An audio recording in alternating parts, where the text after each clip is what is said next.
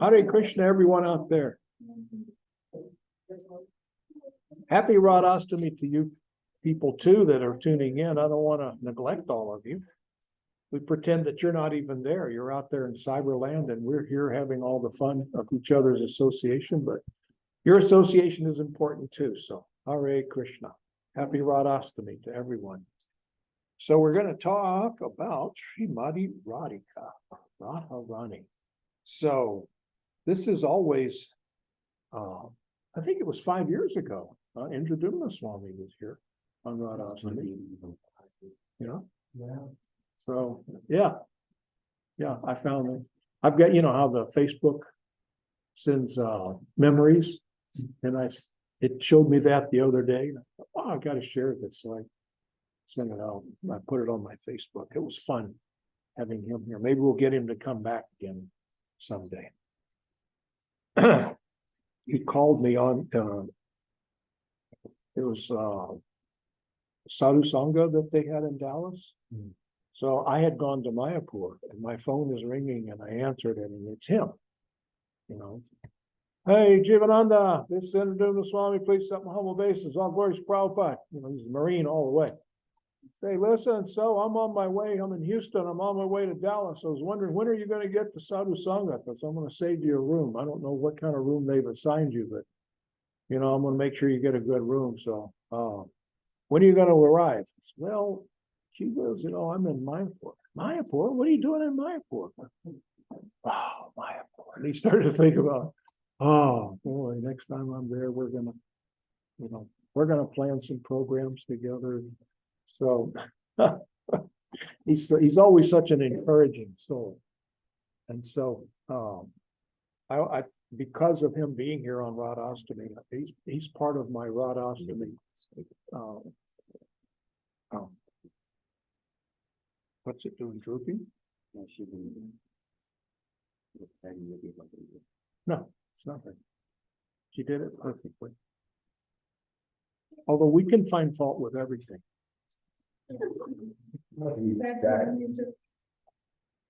So, yeah, I always think of, since that, I think of Indradumna Swami on Radhastami. So, Srimati Radharani appeared on the 8th day of the waxing moon of Rishikesh, Bhadra, at noon. So she appeared today at noon. So it was a half-day fast, wasn't it? Yeah. The waxing moon of the month of Rishikesh. Hare Krishna. Bhadra, the month of Bhadra. So this is something I've collected over the years. And so jump in at any time with comments or questions or criticisms. Sri Krishna is the Supreme Personality of Godhead.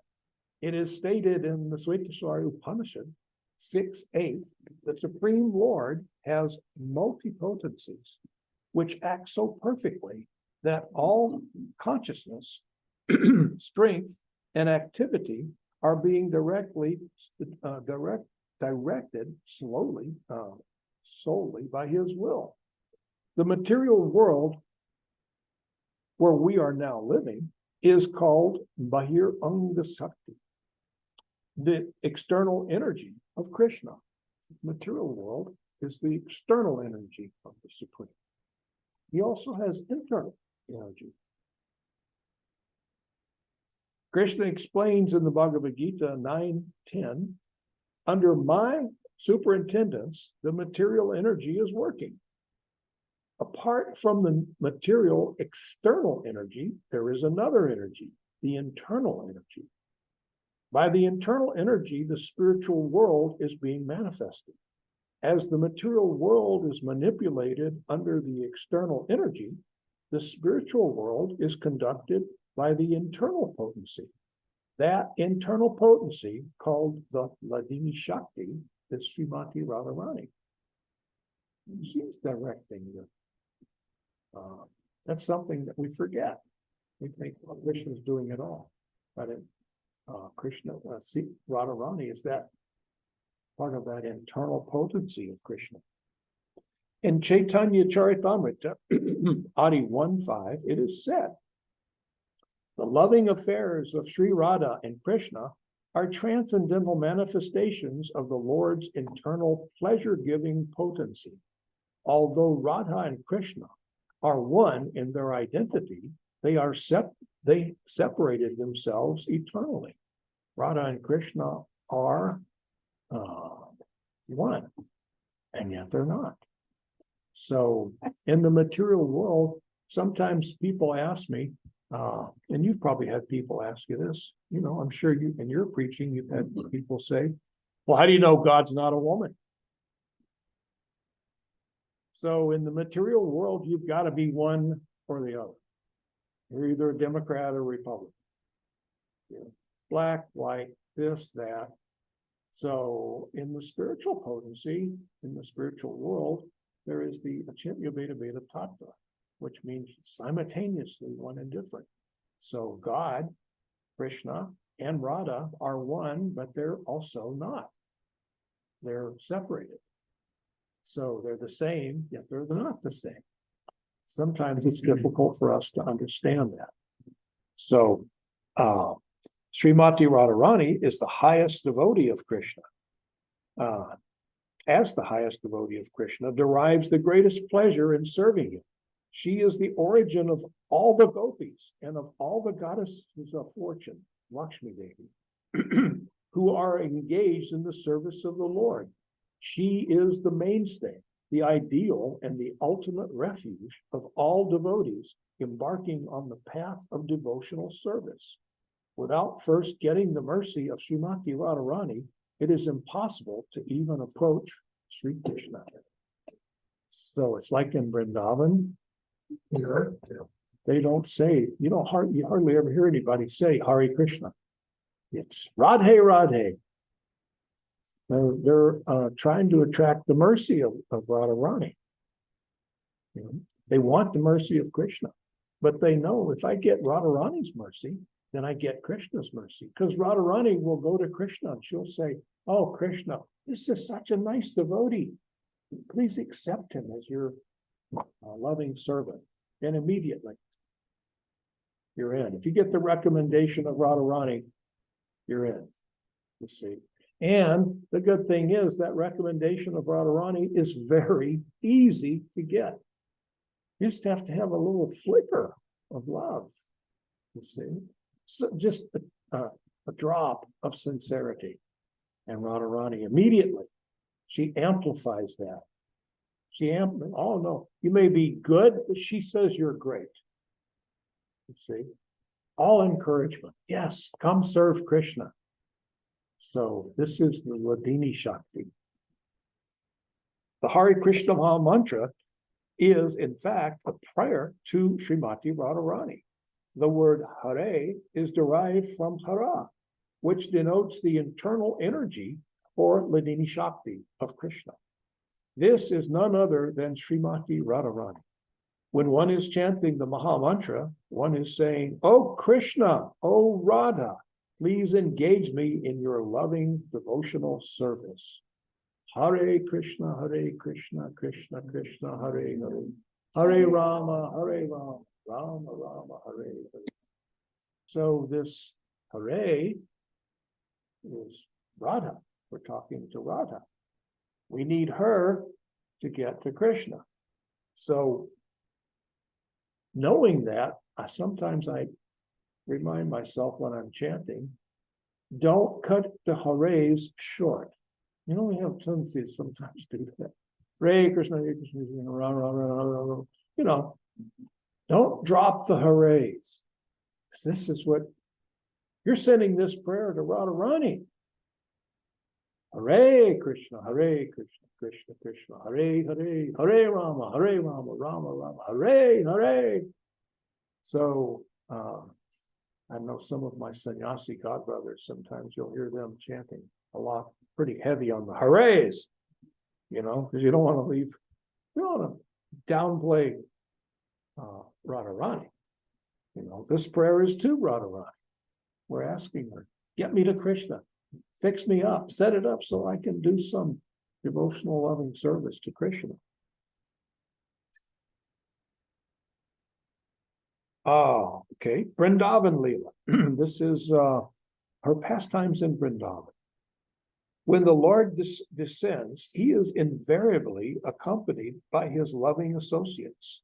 5,000 years 5,000 years ago, when Krishna descended in his original form as a cowherd boy in Vrindavan, Srimati Radharani accompanied him in her original form. You got to keep in mind here that these forms of Radha and Krishna, these are the original forms. So it's not like God takes a different form to come to the material world in the form of Radha and Krishna. These are his original forms. In the spiritual world, Radha and Krishna are there in the same forms that came to the material world. So God is unlimited. He has unlimited forms. He has unlimited names. But it's repeated again and again throughout the Vedas that this Radha and Krishna, these are original. All forms come from them. You know, in the hip world out there of the New Age, they like to speak of source. They used to say the source, but now they just say source. That's their name for God, source. And so, well, this source that you're talking about, that is Krishna, the source of all sources. So you can call him source. We're going to call him Krishna. And from that Krishna, everything comes. All forms, all names of God.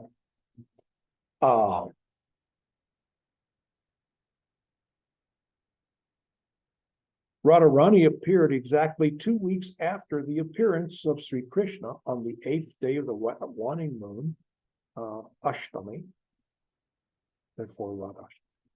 Srimati Radharani was found on a lotus flower by Vrishabhanu and his wife Kirtida, near the village of Barsana, a few miles from Nandigram. Who here has been to Barsana? Have you been to Barsana? Been? Yeah. It's a wonderful place. It's a long walk up that hill, though, isn't it?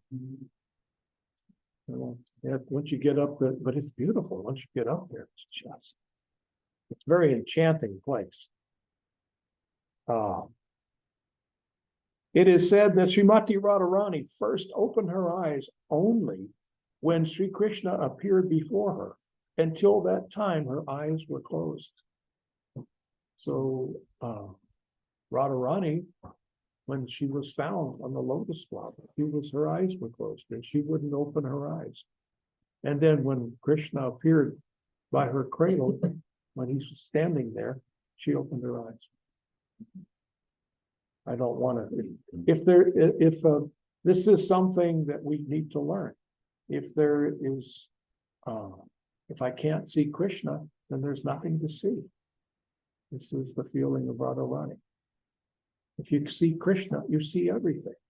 But Radharani, Hare Krishna Prabhu, if she couldn't see Krishna, then seeing was useless. Hare Krishna.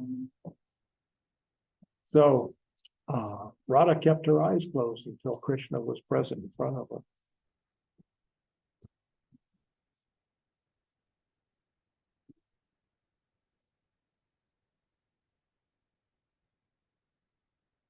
Understanding the mellows of the relationship between Krishna and Radha is impossible from the mundane perspective. Understanding Madhurya Ras, devotion in the form of intimacy, which is the highest level of relationship of a devotee with Krishna, is only possible in the most elevated stages of bhakti, where there is not even a tinge of material contamination. Therefore, Swarup Damodar Goswami has written, the loving affairs of Radha and Krishna are not ordinary, material, loving affairs, although they appear like that. Rascals and fools misunderstand Krishna to be an ordinary man. They do not know Krishna's transcendental nature. They try to imitate Krishna's Raslila. is dancing with the gopis, close quote. There is no offense greater than this. Devotees starting on the path of bhakti must carefully avoid such offenses. They must simply pray to Srimati Radharani as their most compassionate mother for mercy, for bhakti, and for an opportunity to serve Krishna. Krishna means all attractive, since he attracts everyone to him. But Srimati Radharani attracts even Krishna.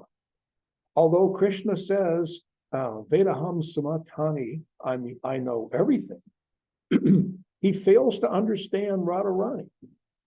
Krishna is achyuta, inconceivable, but for him, Radharani is inconceivable. So this is important to ponder. So God is inconceivable, and yet Radharani is inconceivable to him. So, Hare Krishna. We can see how this male figure of God is dominated by the female figure. So that explains a lot in the world around us now, doesn't it? I mean, we men come by that honestly, don't we? You know, we try to act we're so macho and so tough. And it's, yes, it's like this and it's like that. And it's, yes, dear. Why? Krishna is like that. This is the nature of God. So we're going to get to Radharani's 25 transcendental qualities in a moment. You'll see. So we men come by this honestly, you know.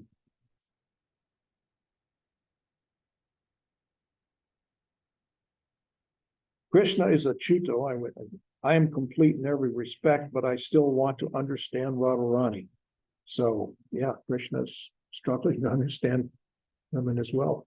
So, this question obliged Krishna to accept the propensities of Radharani to understand himself. So 500 years ago, Krishna appeared as Chaitanya Mahaprabhu in the mood of Srimati Radharani, and with her golden complexion as his own greatest devotee. Krishna did this to understand the depth of devotion of Srimati Radharani. Krishna wants to understand Radharani.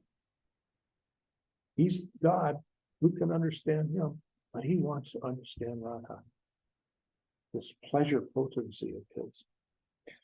Oh, now we're going to get into the mercy of Srimati Radharani. This is very valuable information. Srimati Radharani is the ideal Mahabhagavat. As the greatest devotee, she is also the most compassionate. She is unable to bear the suffering of the souls trapped in the material world. The word Aradha, prayers, is derived from Radha and means worshipable.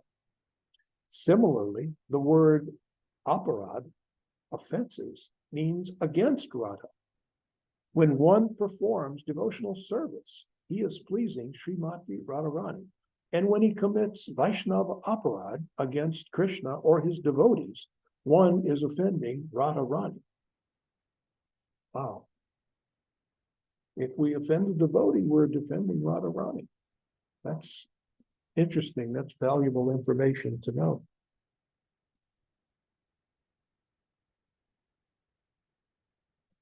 In other words, it can't go well for us. Srimati Radharani is the guardian, the mentor, and the benefactor of all aspiring devotees. When a soul starts to inquire about Krishna, Srimati Radharani is most pleased and takes charge of his devotional advancements. As one makes progress, one continues to invoke the mercy of Srimati Radharani, as when she is pleased, Krishna is automatically pleased. All glories to Srimati Radharani. So, this is interesting. Radharani's hands. You know, the symbols that are on Radharani's hands?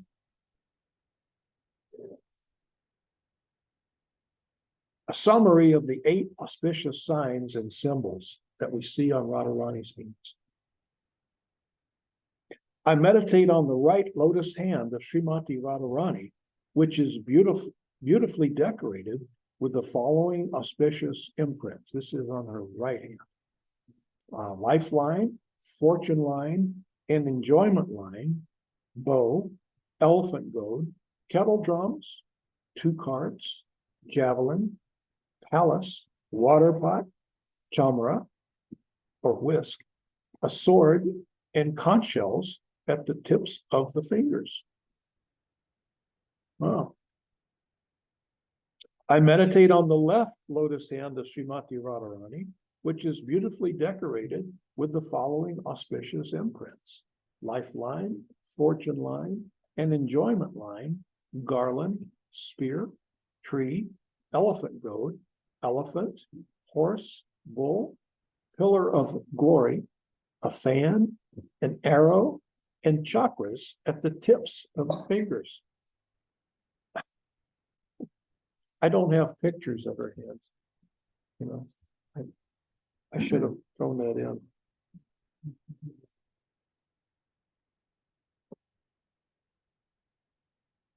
Like Krishna's hand, there are 3 lines on the left hand of Srimati Radharani. The lifeline, fortune line, and enjoyment line.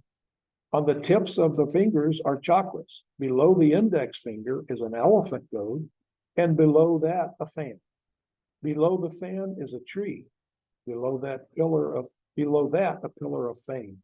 Below that is an arrow, and below that a beautiful javelin. Below the javelin is a garland. Below the ring finger is an elephant. Below that is the lifeline, and below that a horse.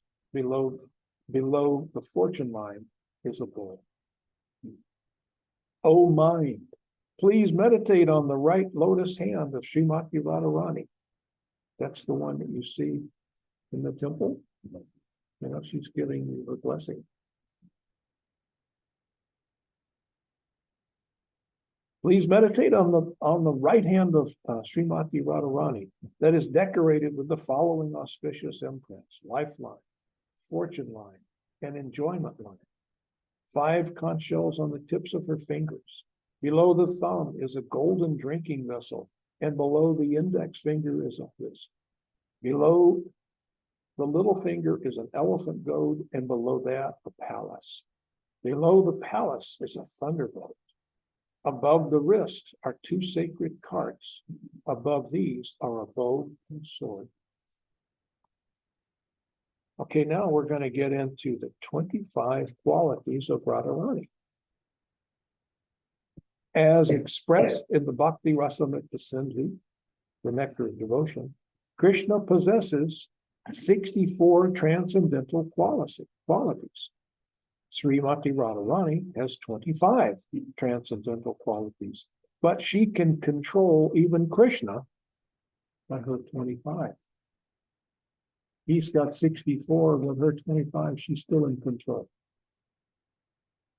Following is the list of the 25 transcendental qualities of Srimati Radharani, by which she purchases and captures Krishna. 1, she's sweetness personified. 2, she is a fresh young girl. 3, her eyes are always moving. Can you imagine when you see Radharani? Her eyes are always moving. That would be interesting, huh? She's sweetness personified. 4, she's always brightly smiling. 5, she possesses all auspicious marks on her body. 6, she can agitate Krishna by the flavor of her person. 7, she is expert in the art of singing. 8, she can speak very nicely and sweetly. 9, she is expert in presenting feminine attractions. 10, she is modest and gentle. 11, she is always very merciful.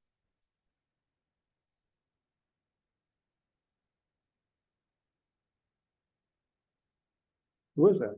Oh.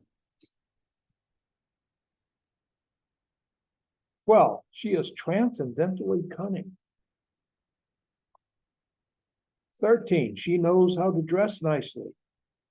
14, she is always shy. 15, she is always respectful. 16, she is always patient. 17, she is very grave. 18, she is enjoyed by Krishna. 19, she is always situated on the highest devotional platform.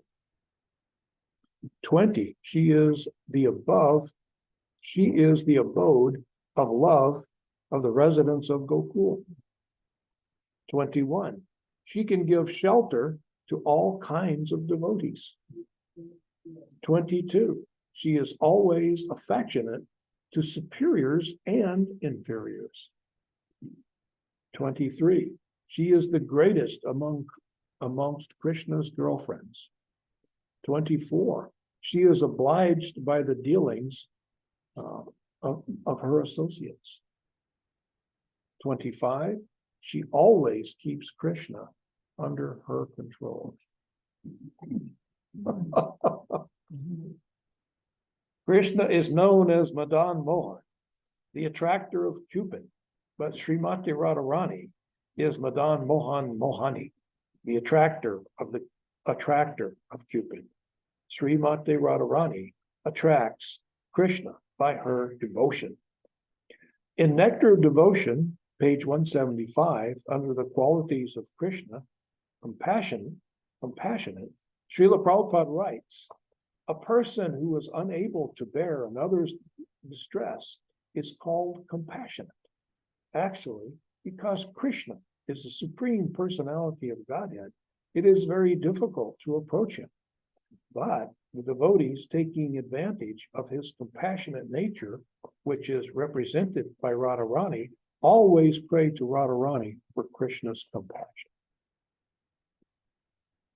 Nectar of Devotion, page 259, quote, when Srimati Radharani first saw Krishna, she suddenly became conscious of all transcendental happiness, and the functions of her different limbs were stunned.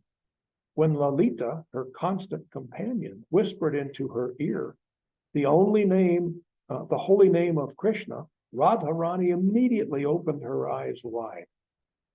One day, in a joking mood, Krishna informed Radharani, my dear Radharani, I am going to give up your company. Upon saying this, he immediately disappeared.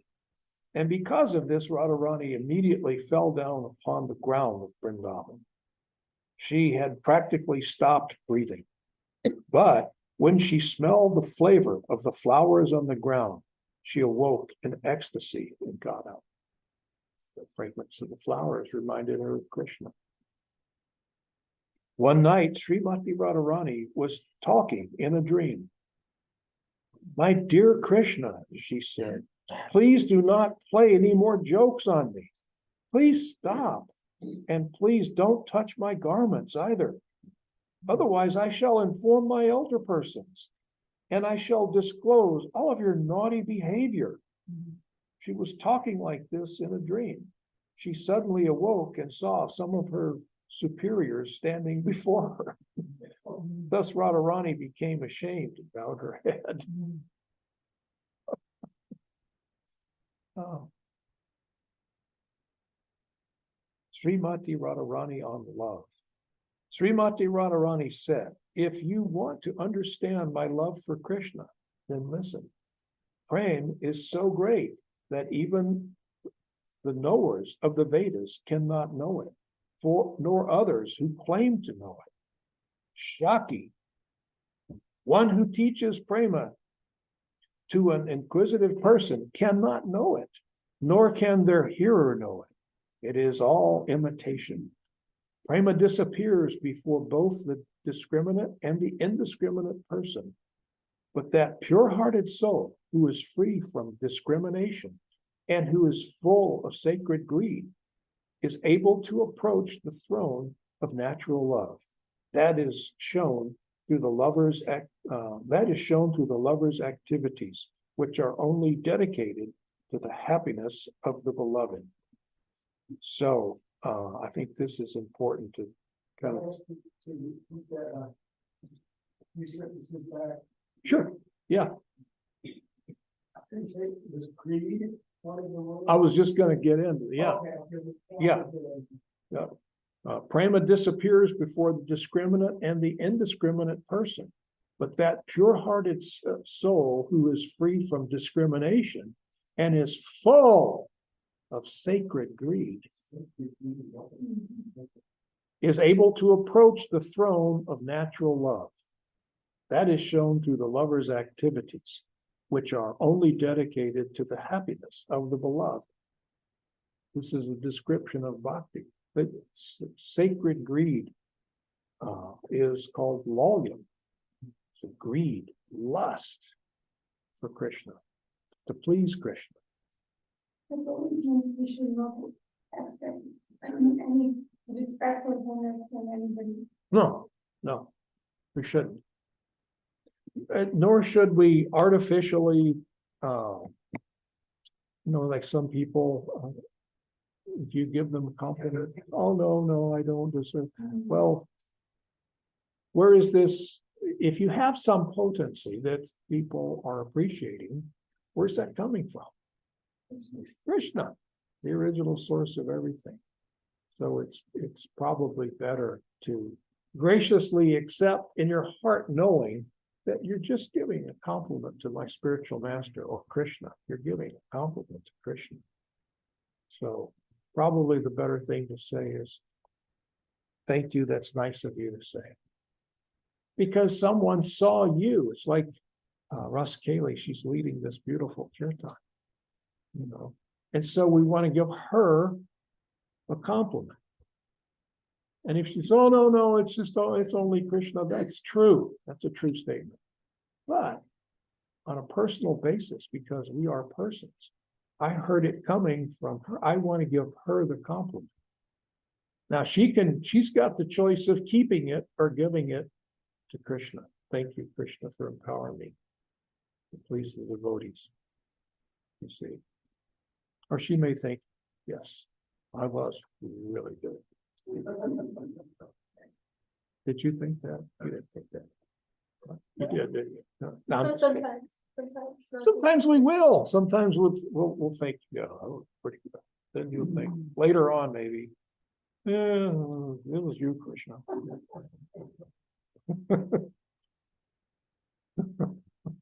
So, yeah, we should have this lust, the sacred greed to please Krishna, to serve Krishna, and the other living entities. We can't just separate Krishna from everyone. Krishna, I want to serve you, but nobody else. Well, that doesn't make sense. You're Krishna's part and parcel. So I have to recognize it. Krishna is the all attractive. If you're a small part of the all attractive, then you're all attractive too. Not as on the same level as Krishna. Krishna is beautiful. That makes you beautiful. You, the Jivatma, the spirit soul. You see? So we're also compassionate. We're part of this Radha Krishna family. In our nature, we are compassionate.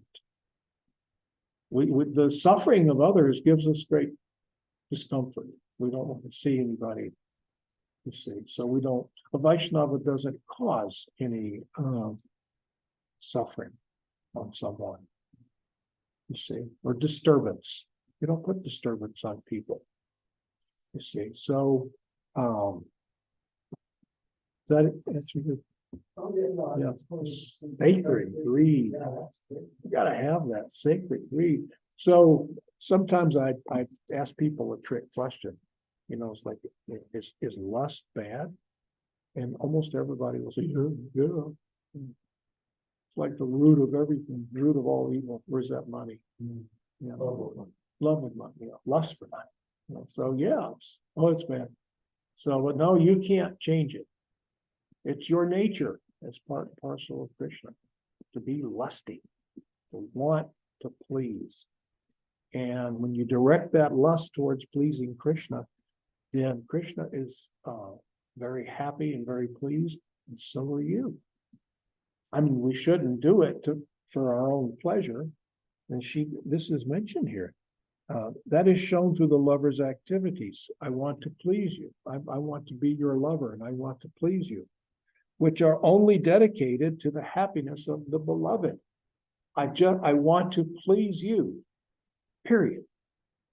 I'm not looking for some return or compensation, So in other words, this isn't karma kanda, where I'm doing and I'm getting something, I'm getting punya, That's pious.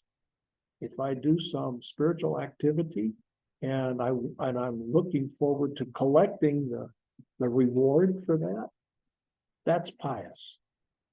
But it's not bhakti. Bhakti means I want to do for you. Period. To have love without expecting or demanding love in return. Just to love Krishna and to love his parts and parcels. That in and of itself is the reward. I get to love Krishna. It's all we want. That's the nature of us, the living entities. Just as a lion feeds himself on elephants, prema feeds itself, defeating all miseries that are as heavy as mountains and are caused by things of this world, the next world, one's own family, one's enemies, or one's most beloved one. That lion of prema is proud of its bodily luster and is fearless. He can go to sleep without worrying. What worries will the lion have when the dogs of unfavorable attachments bark? Prema shines like a lamp in the darkness.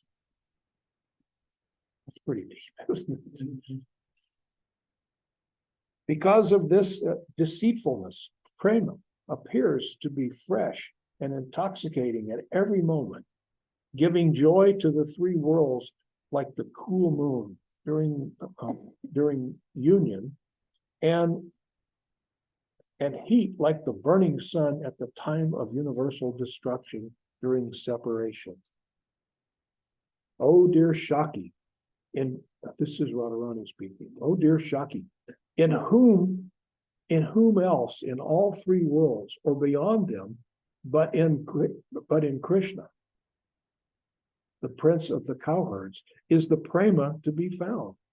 Only in the doe-eyed gopis of Vrindavan. Only the doe-eyed gopis of Vrindavan can relish this according to their qualifications. So someone asked me,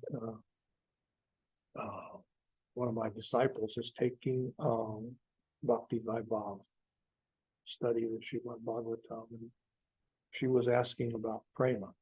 There was a question about Krishna prema. And she wanted to try to figure out. And I said, about the only thing I can tell you about this Krishna prema is you can feel it and maybe approach it. When you get to the point, you get a taste. You don't get the full dose. We're not ready for that yet. But we get a taste of what this pure love of Godhead is. When we get in the mood of the gopis, and we feel that, my dear Krishna, I don't have anything else but you. You're all that I have. And we have to we have to feel that sometimes to get a real taste. We have to feel that in a moment of desperation. When we feel like my back is against the wall. Oh, Krishna, please help me. I have nowhere else to turn but you. You can feel that and believe that. Not like, well, I can go on Google, come up with a suggestion, some solution. No, Krishna, I don't have anything with you. I'm ready to break out in tears, because I don't have anywhere to go. So this is the situation of the gopis. They know that they have nothing but Krishna. They have nothing but Krishna. And so this praying.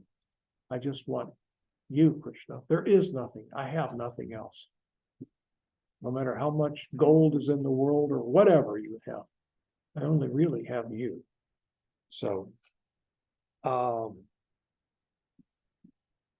read this last couple of paragraphs.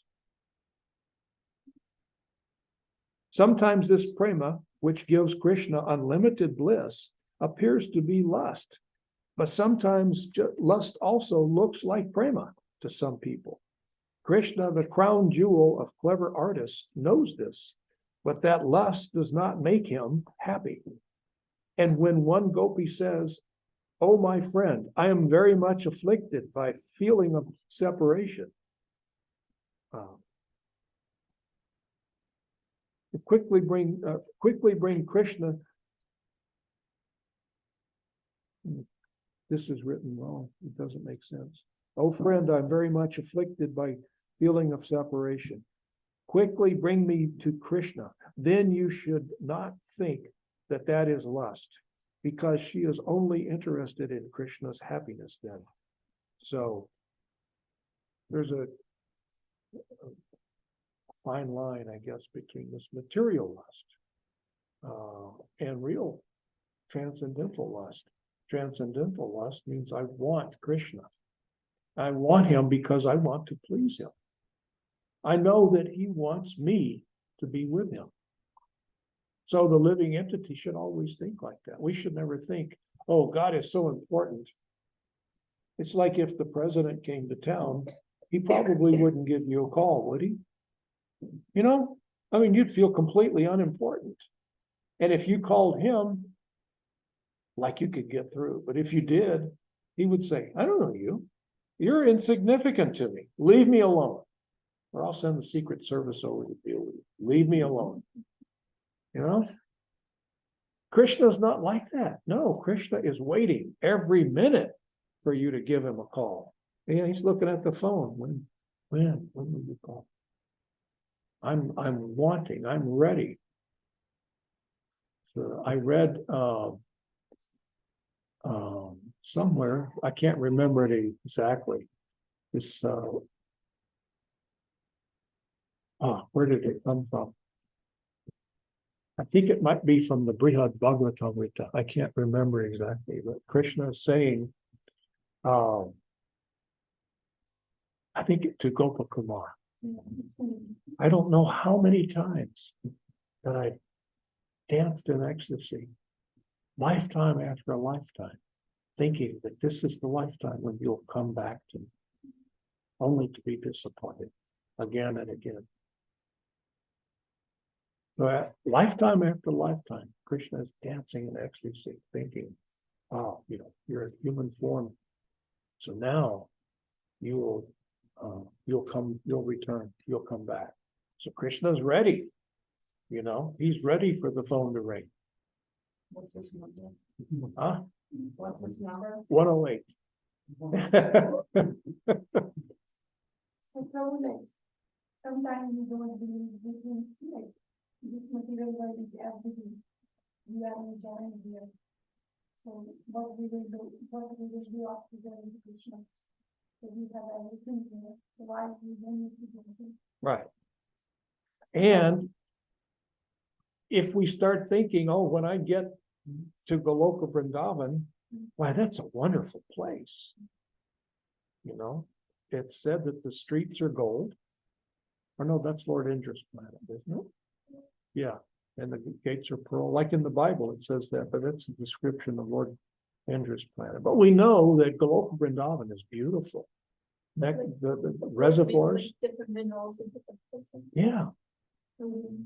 Rubies and diamonds everywhere. The reservoirs, instead of water, are full of nectar, mangoes. The mangoes are the essence of the mango. No pulp, no peel, no seed, essence. See? So, yeah, yeah. But like Prabhu, like we believe in our eyes, we never saw that, so we think that things never exist. But even if we do believe that there exists, and we want to go there to enjoy them, you will not get through the gate. You need to stay here. Maybe you need to go to the heavenly planets, Lord Indra, Brahmalok, Indralok. You need to go there to enjoy. We don't go to Krishna Lok to enjoy. We go there wanting Krishna. That's it. We're fixed. When we go through the gate, when we get off the flower airplane and we're going through the gate, we're thinking Krishna, Krishna, Krishna. There may be diamonds, rubies, and nectar and essences of mango. We don't even see it. We just want Krishna. Krishna. Just give me Krishna. I just want Krishna. Of course, everything. If you get Krishna, you've got everything. But you're not wanting anything. You just want that Krishna's embrace. Come. I've got you. I caught you. And then Krishna says, but I caught you. Who caught who? Did you catch me or did I catch you? Let's go have prasadam and talk about this. You see?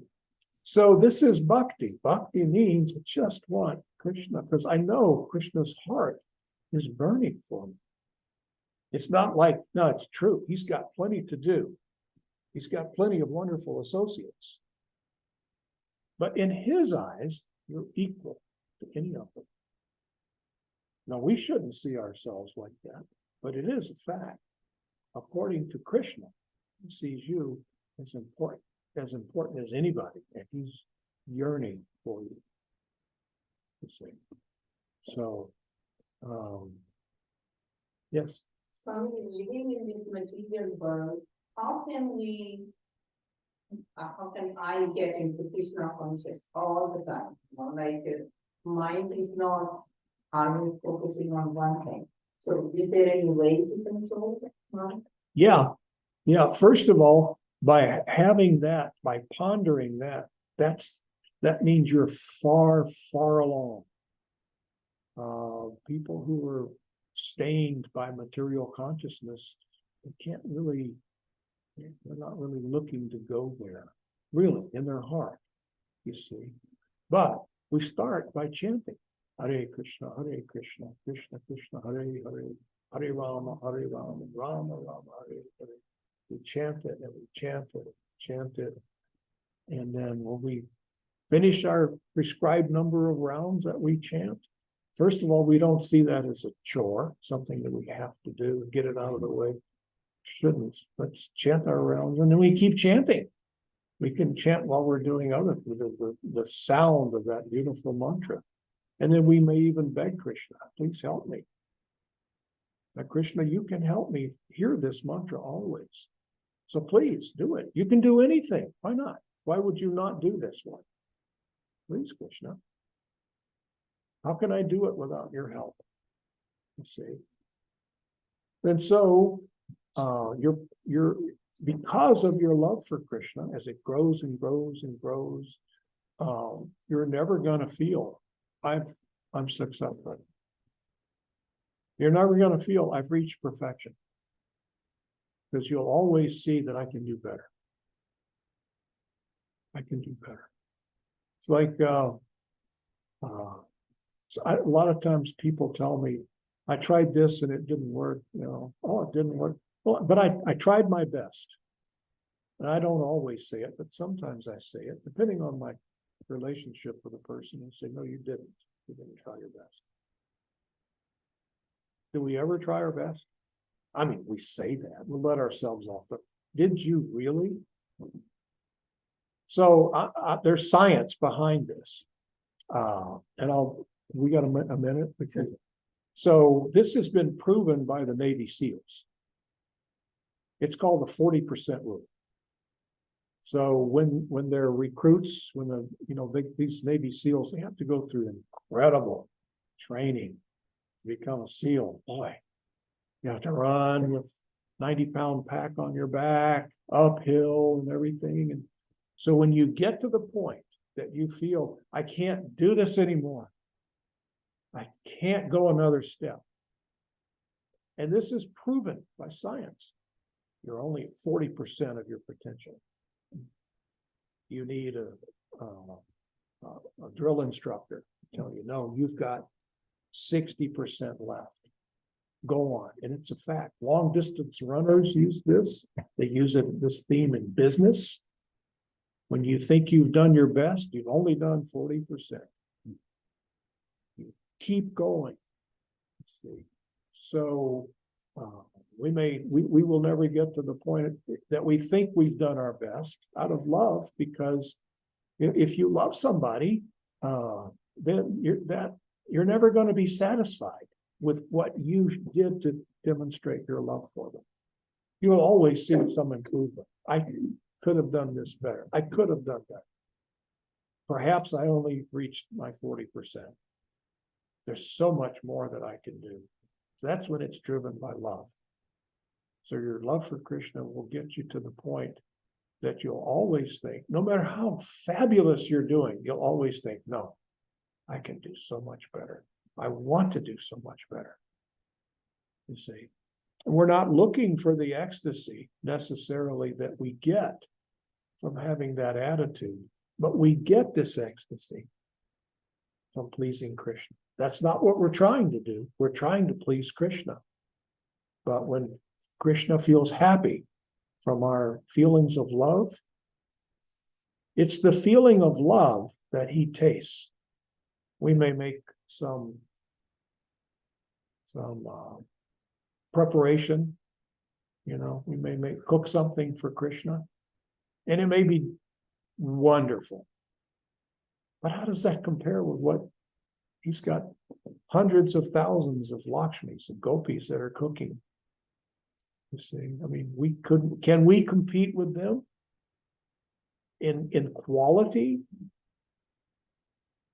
But it's the love that Krishna wants. So you may give Krishna, we were talking about these mango papayas today. They're kind of yellow, and maybe that's all we can find. We want to offer a papaya to Krishna, but the best we can find is not so good. And so with love and devotion, if we offer it to Krishna, Krishna accepts it and he says, this is the best. If you season it with love and devotion, he says, this is, and when he's tasting it, it's the finest. It's the essence of the mango that grows in his abode.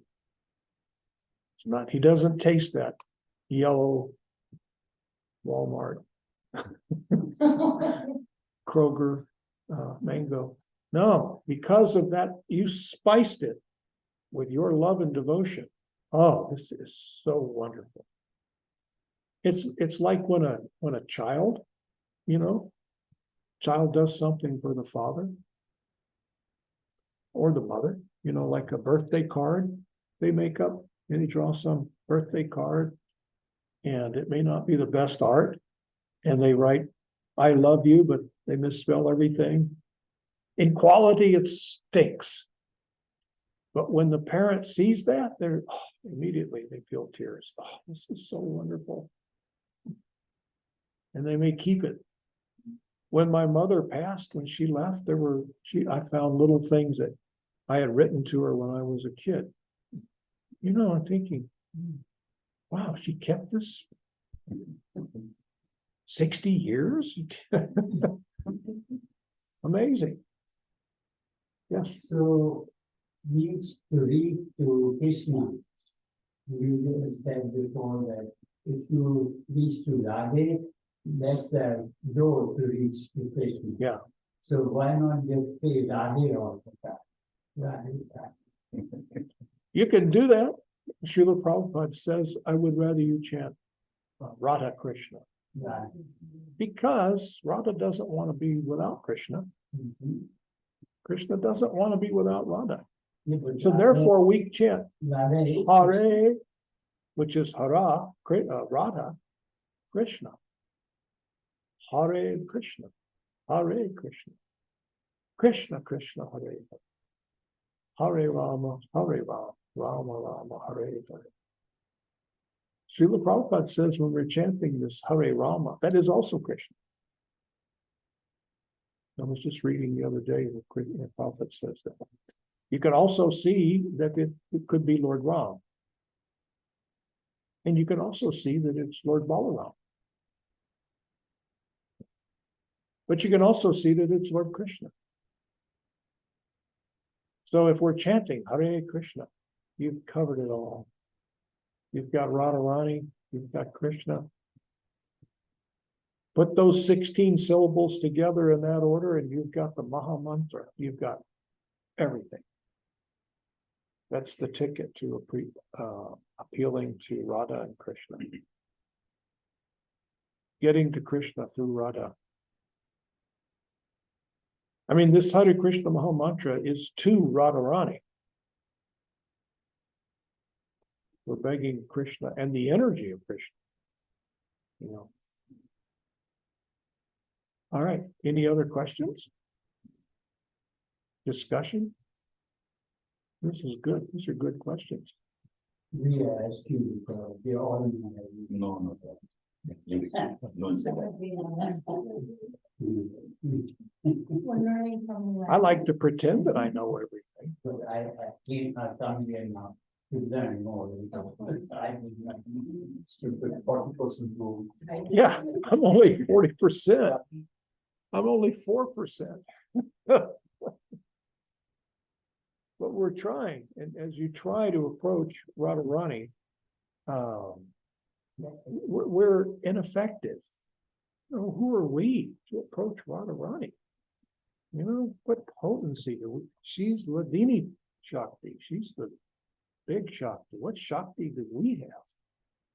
So, and that's because of our consciousness, our materially contaminated consciousness.